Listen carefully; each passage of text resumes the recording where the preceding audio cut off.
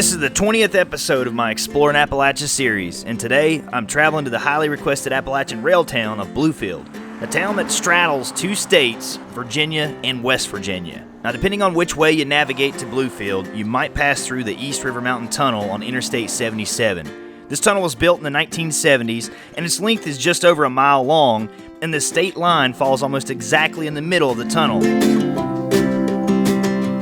Hi, I'm Josh, and this is Mountain Roots. I'm exploring Appalachia to experience unique people and places and share their stories with a blend of cultural journalism and independent docuseries style production.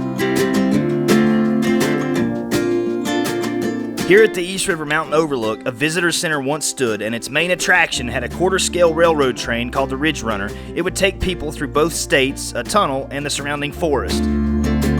But once the East River Tunnel was built, tourism traffic decreased dramatically, and the world's smallest railroad was moved to the Bluefield City Park, where it can be ridden seasonally today.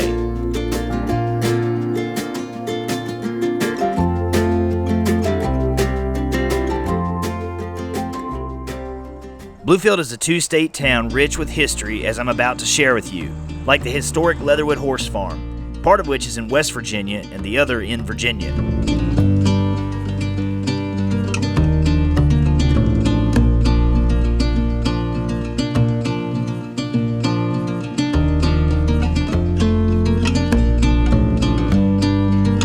At one time, the owners of the farm hosted then presidential candidate John F. Kennedy on his campaign tour of the region. I'm told he even paid a visit to the farm.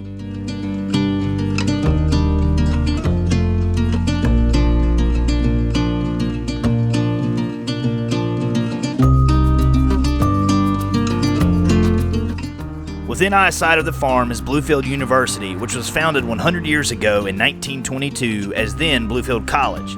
And if you've ever seen the Academy Award-winning movie A Beautiful Mind about Nobel Prize winner John Nash, he took math courses here while finishing high school. But we can't talk about Bluefield and ignore its obvious legacy of athletes and competition. Bluefield is home to the Appalachian League's Bowen Field, once part of Major League Baseball's semi-professional farm teams. Baseball Hall of Fame greats like Cal Ripken Jr. once played on this diamond, and heck, so did I. But today it's a restructured summer collegiate league and home of the Ridge Runners.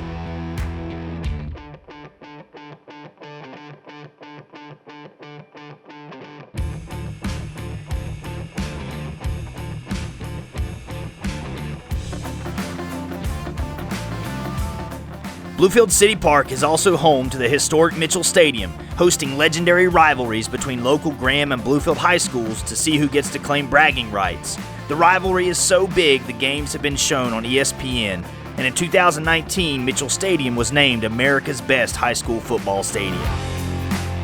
Hey, I hope you're enjoying this episode, but I wanted to cut away for just a moment to let you know I've got something big in the works that I'm producing for television, and it involves Bluefield. So be sure to check back in the weeks to come, both on our YouTube channel and on our Facebook page, because I'll keep you updated there as to when and where you'll be able to watch it. But for now, back to the episode. Heading into Bluefield, Virginia, I passed the Sanders House Center.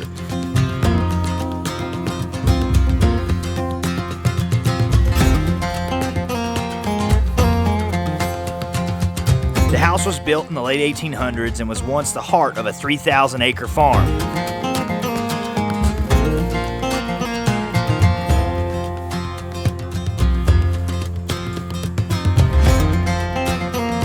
They offer tours here in the summer months, and the grounds include a railroad museum.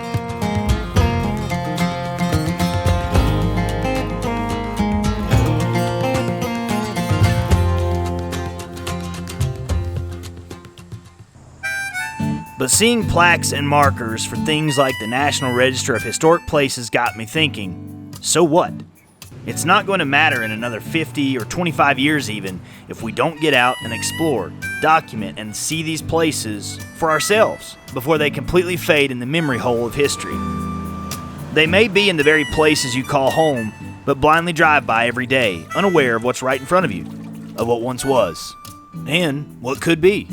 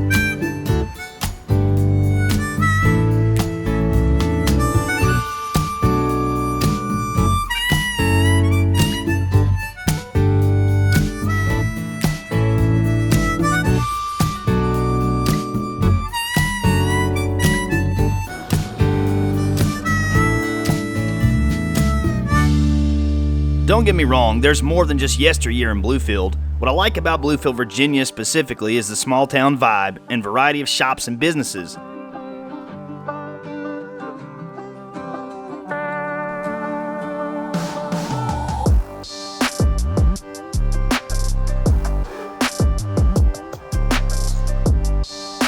I really like The Grind, a locally owned coffee shop serving up a variety of coffee and smoothie drinks as well as sandwiches.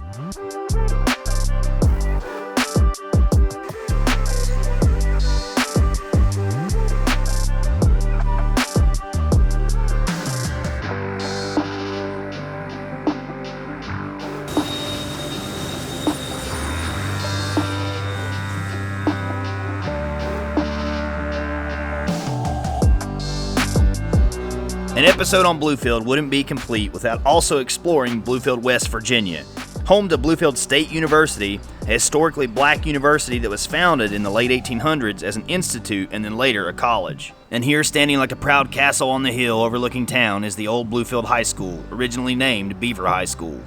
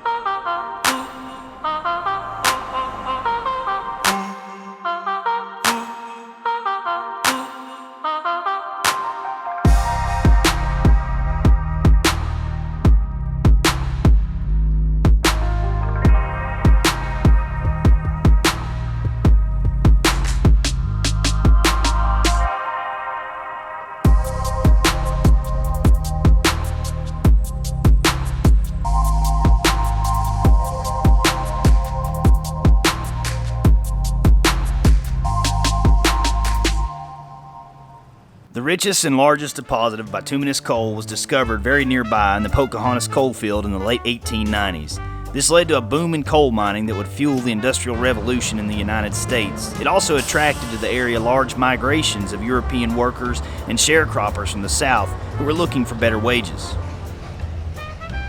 Bluefield seemed to spring up overnight, and the Norfolk and Western Railroad helped keep the wheels of industry turning.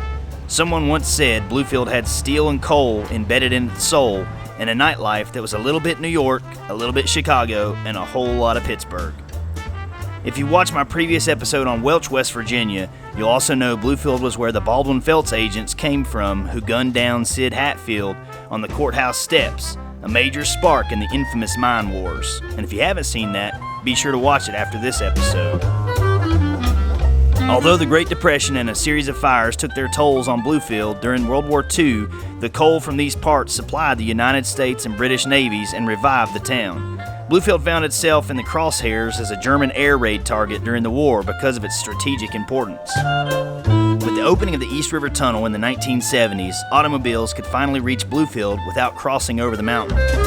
But with the decline in both coal and rail, Bluefield lost jobs, and in 1980, Mercer Mall opened, causing an exodus of major retailers from the downtown area.